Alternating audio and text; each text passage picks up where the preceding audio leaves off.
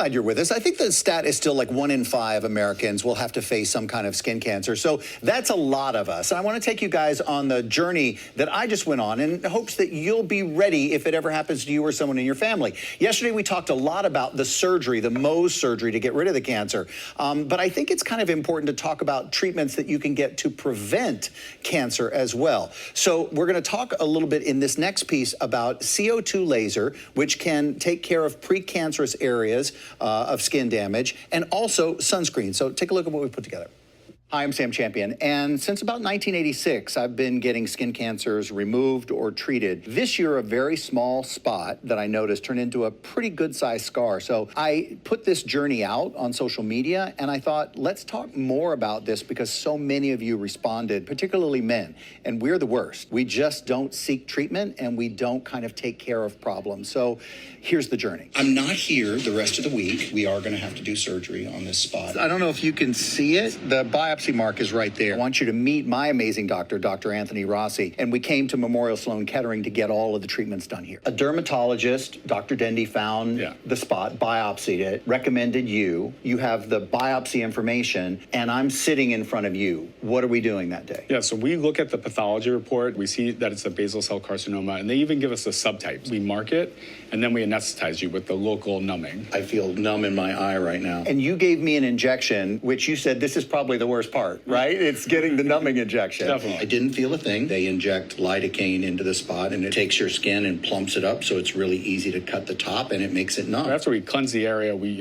excise the tissue, and then we bring it to the lab, and we process it in real time. And now we'll wait, and we'll see if everything's clear, and if everything's clear, they'll just come in and stitch it up. My mood changed when we had to do the second pass. The results came back from the first pass, and there was an area, part of it did not come back clean, so they had to go a little longer and a little deeper. I lost my confidence. So they had to go back into that spot and then go get it. We took a little bit more of the epidermis and dermis layer, and we can just clear that margin on the second go. I'm just a little disappointed because in this particular spot, right under my eye, I'm going to have a big gaping hole. You come in and you tell me that we're okay. Yep. So we do the closure. You talked to me that day about the laser. There's many different ways to take care of precancers. There's topical chemotherapy creams, there's liquid nitrogen freezing, but there's also lasers, and it has a great aesthetic outcome, but it has a great precancer and skin cancer prevention. I had laser treatment on many places on my face today, so it looks red and raw right now. There was a lot of sun damage here. All this in the top of my eyebrows, a lot of it. A local injection and then a numbing cream. You feel it, but you just have to lay there and say, we need to do this. We have to get through the other side of this. This is what we got to do. When people say you can't prevent skin cancer, you kind of can a little bit. Yeah, there's a lot of things you can do just in your daily life to prevent skin cancer. So just wearing an SPF sunscreen every day and getting into that habit really reduces the amount of skin cancer going forward. A lot of people ask, how do you know how much is enough when you're putting it on your face? So Dr. Rossi kind of explained to me, and this is his sunscreen product, you'll do your entire finger here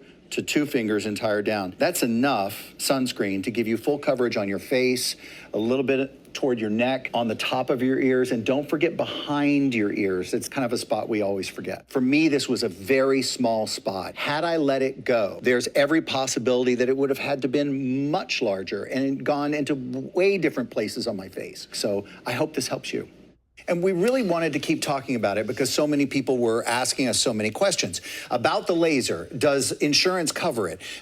It can be covered by insurance if it's going after precancerous things, but usually your doctor has to put that in ahead. It may be covered by your insurance company, it may not. The other thing that I wanted to talk about was probably the pain involved in it. Mike and I were talking about that. I think there is a little bit of pain with the laser, more than there was the surgery, but I think we have a picture of the areas. This is I had so much precancerous area on my face right there that I knew something was wrong, but other doctors had never really said this was precancerous. Wow. Now you can see what the laser attacked and what isn't going to be a problem because it brought it to the surface, scabbed it over, and removed it.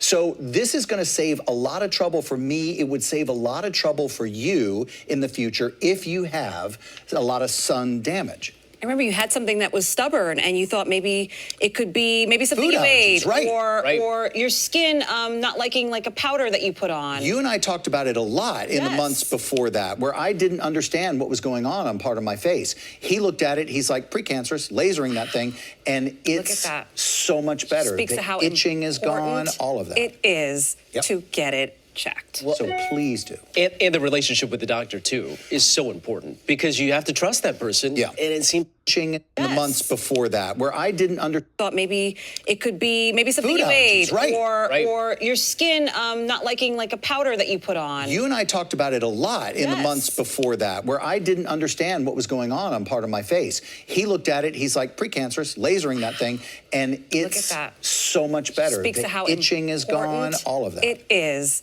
to get it checked. So please do. and the relationship with the doctor, too, is so important because you have to trust that person. Yeah. And it seems like you had a good flow of information. We do, and we're lucky here. We have a huge community of great dermatologists that are in New York City. Other people are not so lucky, but there's a lot of information for you to get to, and you can just go to any of our platforms, but we have it on our website as well. So, you can find out what's Mohs surgery, what are skin cancer types, what should I be looking at, what do I need to ignore. You can learn how to talk to a dermatologist so you can find out if you like them or if they like you, and you can work together. And we'll give you those tips on how to protect your skin. I even loved your little sunscreen tip on how much. Right. Because we confessed last show yesterday that some of us don't wear sunscreen. Right. So. Well, I'm so good about putting it on the kids, but I rarely do what I need to do for my own here. stuff. I lather those kids up, don't rock it myself. It's typical. Remember, age doesn't matter. Skin type doesn't matter. Skin color doesn't matter. It doesn't matter. Skin cancer affects everybody. Yeah, great info. Kids up, don't rock it myself. It's typical. Remember, age doesn't matter. Skin. Sunscreen tip on how much. Right. Because we confessed last show yesterday that some of us don't wear sunscreen. Right. So. Well, I'm so good about putting it on the kids, but I rarely do what I need to do for my own stuff. I lather those kids up, don't rock it myself. It's typical. Remember, age doesn't matter. Skin type doesn't matter. Skin cancer affects everybody. Yeah, great information.